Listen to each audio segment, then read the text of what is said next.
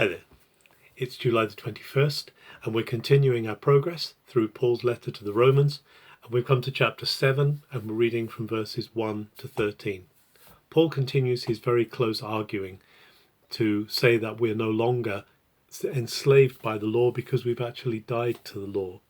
He uses a picture at the beginning of chapter 7 which shows us how this death operates. It says, just as a woman is tied to her husband until death, but once he dies, she's free to marry. So it's like that with us, because in Messiah Jesus, when Messiah Jesus died, we died to the law. That relationship that we had with having to live under certain regulations, and particularly for the Jews living under Torah, that trying to live right by the Torah was taken away, and a new era begins in Jesus Messiah. We now are free to live under his rulership, under his reign, under his leadership, and therefore we are as dead to that dimension of law as a woman whose husband has died is to her old husband. We're no longer committed, we're no longer bound, we're no longer held by that.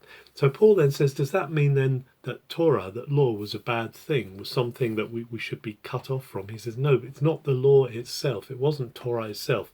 Torah had a good purpose. Torah was there to describe the kind of full life, the well-being of man, the relationship with God that comes from being his.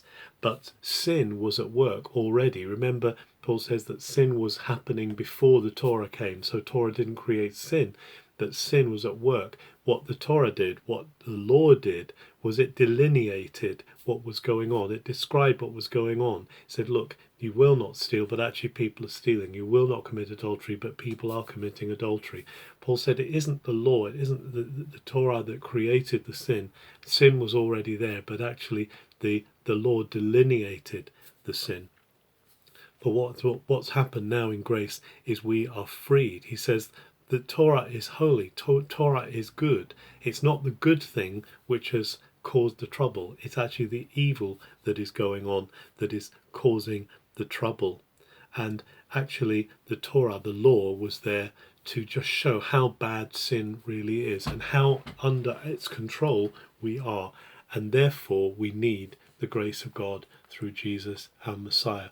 We can be so grateful today that God has provided that way out, that God has provided a relationship with him through Jesus, which enables us to say no to the evil that previously has controlled us. Torah, law, has shown us what God wants of us, but we can't make that ourselves. We can't live that ourselves. Only the Spirit of God living in us can do that. God offers us that possibility of living in the Spirit freely today, as Paul is going to go on and say in a little while. Have a very good July 21st.